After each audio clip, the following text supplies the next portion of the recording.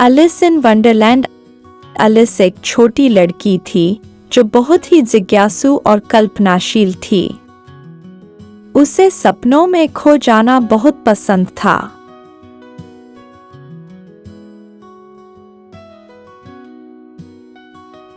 एक गर्मी के दिन एलिस अपनी बहन के साथ नदी के किनारे बैठी थी।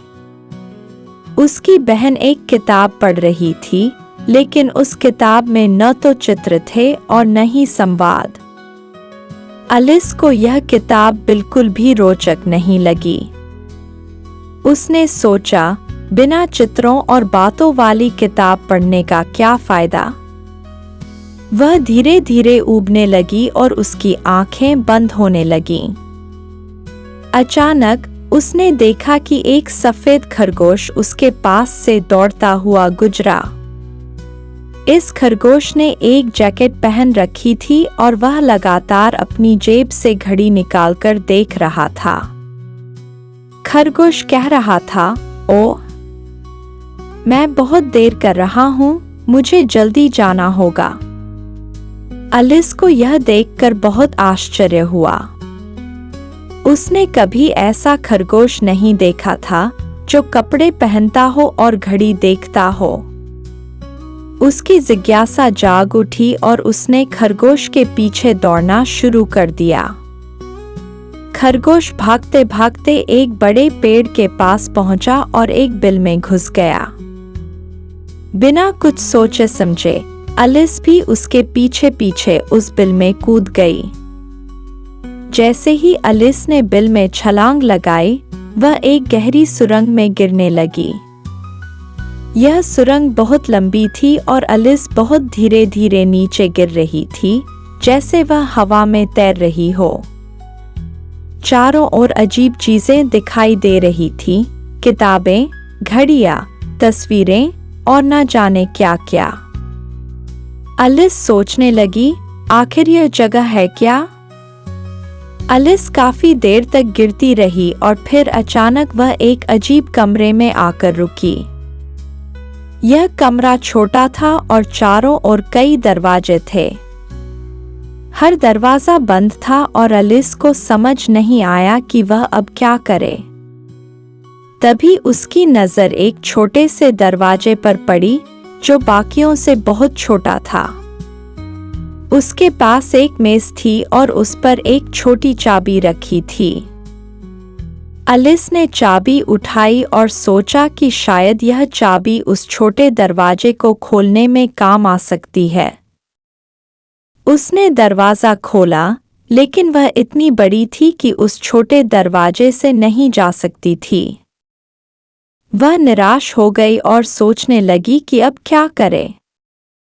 तभी उसकी नज़र मेज पर रखी एक छोटी बोतल पर पड़ी, जिस पर लिखा था, "मुझे पियो।" एलिस को थोड़ी झिझक हुई, लेकिन फिर उसने बोतल का ढक्कन खोला और एक घूंट पी लिया। अचानक वह सिकुड़ने लगी। धीरे धीरे वह इतनी छोटी हो गई कि अब वह आराम से उस छोटे दरवाजे में से जा सकती थी। एलिस बहुत खुश हुई, लेकिन जब वह दरवाजे तक पहुंची तो उसे याद आया कि वह चाबी तो मेज पर ही छोड़ आई थी और अब वह इतनी छोटी थी कि मेज तक नहीं पहुंच सकती थी। एलिस फिर से परेशान हो गई और सोचने लगी कि क्या करे। तभी उसकी नज़र ज़मीन पर एक छोटी सी केक पर पड़ी, जिस पर लिखा था, "मुझे खाओ।" उसने सोचा कि शायद इसे खाने से उसका आकार बदल जाए। एलिस ने केक का एक टुकड़ा खा लिया और तुरंत उसका आकार बढ़ने लगा। वह बड़ी होती चली गई, इतनी बड़ी कि उसका सिर कमरे की छत से टकराने लगा। अब वह इतनी बड़ी हो गई थी कि उस छोटे दरवाजे से बाहर निकलना असंभव था। वह बहुत घबरा गई और रोने लगी। उसके आंसू इतने बड़े थे कि वे कमरे में फैलने लगे और एक छोटा सा तालाब बन गया। एलिस रोती रही और कमरे में आंसुओं का तालाब बनता गया। तभी अचानक वह फिर से सिकुड़ने लगी।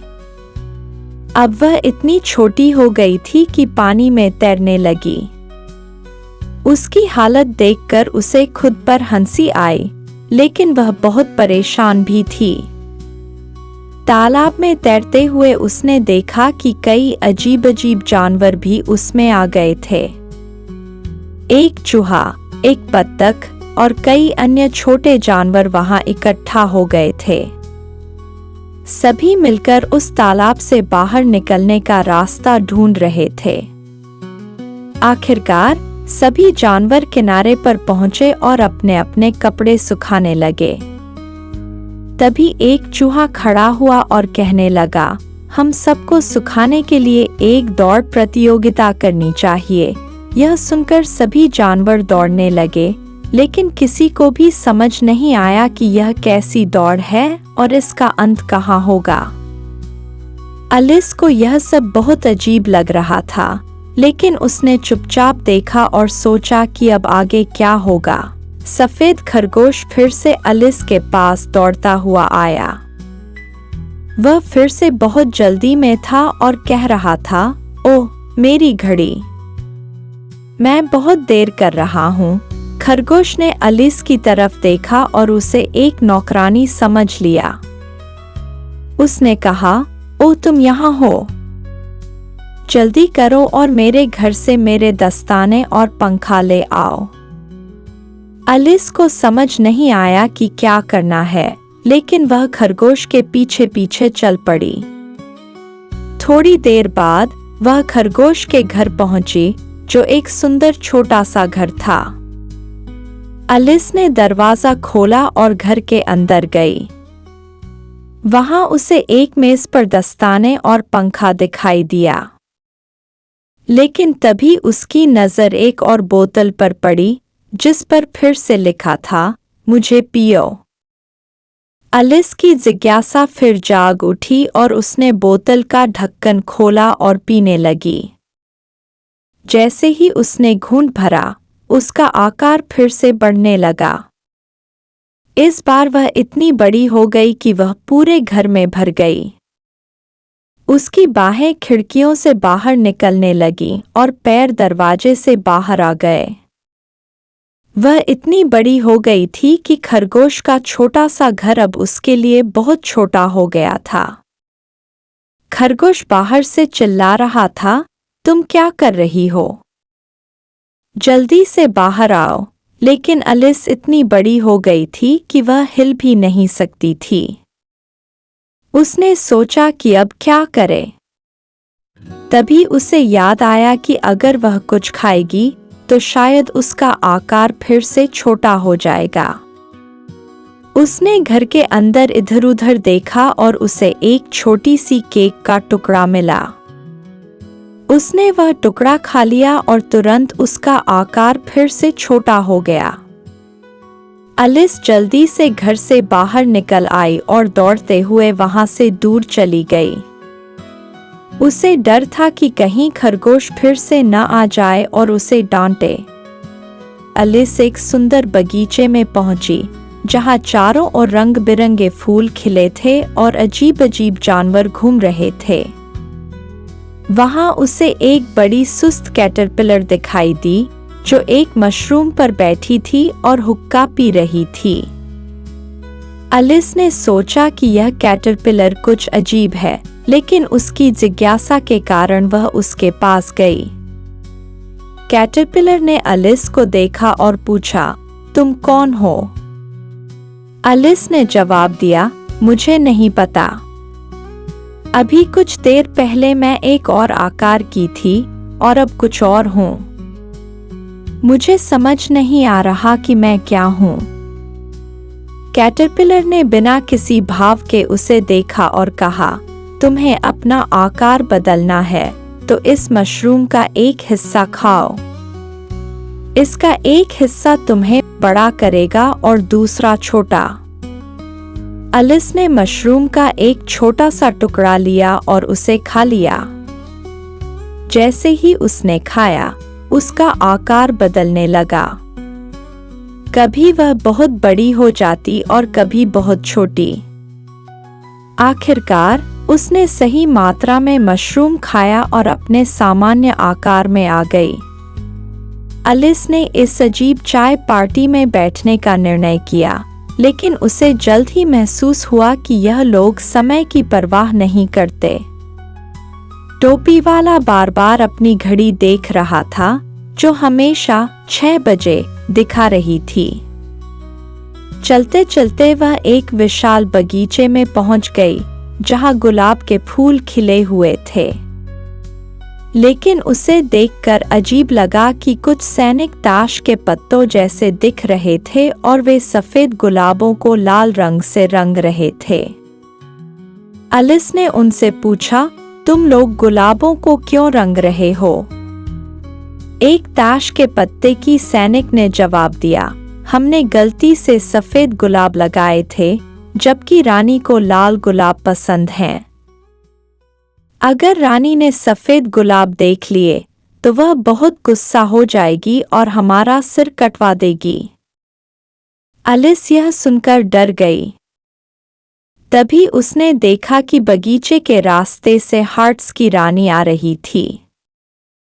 रानी के साथ उसका पूरा दरबार था, जिसमें कई ताश के पत्तों के सैनिक, एक राजा और बहुत से दरबारी थे। रानी ने एलिस को देखा और कड़क आवाज में कहा, तुम कौन हो? एलिस ने विनम्रता से कहा, मेरा नाम एलिस है। मैं बस यहाँ घूम रही थी। रानी ने एक पल सोचा और फिर आदेश दिया, चलो, इसे भी हमारे खेल में शामिल करो। एलिस को समझ नहीं आया कि रानी क्या कहना चाह रही थी, लेकिन उसने जल्द ही देखा कि रानी और दरबार के बाकी लोग क्रिकेट खेलने की तैयारी कर रहे थे। लेकिन यह खेल भी सामान्य नहीं था। यहाँ लकड़ी के माल्लेट की जगह फ्लेमिंगो का इस्तेमाल हो रहा था और गेंद की जगह छोटे छोटे हेजहॉग्स थे। ताश के पत्तों के सैनिक धनुष की तरह खड़े थे, जिनके बीच से गेंदों को गुजारना था। एलिस ने भी खेल में हिस्सा लिया, लेकिन यह खेल बहुत अजीब था। फ्लेमिंगो बार बार अपना सिर हिला देता था और हेजहॉग अपनी जगह से भाग जाते थे। रानी लगातार गुस्से में चिल्ला रही थी, इसका सिर काट दो, उसका सिर काट दो। लेकिन कोई भी वास्तव में किसी का सिर नहीं काट रहा था। एलिस को लग रहा था कि रानी का गुस्सा सिर्फ दिखावा था, क्योंकि हर कोई उसकी बातों को नजरअंदाज कर रहा था। खेल रुक गया और एक घोषणा की गई कि एक अदालत लगाई जाएगी। एलिस को भी दरबार के बाकी लोगों के साथ बुलाया गया। अदालत में जाकर उसे पता चला कि जैक ऑफ हार्ट्स पर चोरी का आरोप लगाया गया था। आरोप था कि उसने रानी के ताश के पत्तों से बने सैनिकों के बिस्कुट चुराए थे। रानी ने गंभीर मुद्रा में कहा, जैक ऑफ हार्ट्स पर आरोप है कि उसने हमारे बिस्कुट चुराए। क्या इसे दोषी माना जाए? एलिस यह सब देखकर हैरान थी। उसने धीमे से कहा, यह तो बहुत बेतुका है। कोई इतना बड़ा अपराध कैसे कर सकता है कि उसके लिए सिर काटने का आदेश दिया जाए? एलिस के इस बोलने पर रानी ने उसे घूरकर देखा और कहा, तुम्हें चुप रहना चाहिए। यहाँ मैं जो चाहूं वही होगा। लेकिन एलिस अब डरने वाली नहीं थी। उसने साहसपूर्वक कहा, यह तो बिल्कुल अनुचित है। बिना किसी सबूत के किसी पर आरोप लगाना गलत है। रानी का गुस्सा बढ़ गया और उसने चिल्लाया, इसका भी सिर काट दो। एलिस ने गुस्से में कहा, तुम सिर्फ ताश के पत्तों के बने हो। तुम मुझे चोट नहीं पहुंचा सकते। जैसे ही एलिस ने यह कहा, दरबार के सारे ताश के पत्ते अचानक हवा में उड़ने लगे। उन्होंने एलिस को घेर लिया और उस पर झपटने की कोशिश की। एलिस ने अपनी आंखें बंद कर ली और चीख पड़ी।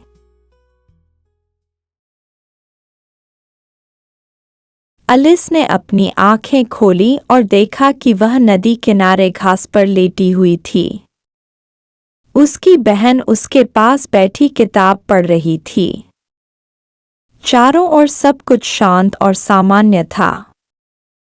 एलिस को समझ में आ गया कि यह सब एक सपना था, एक बहुत ही अजीब और जादुई सपना।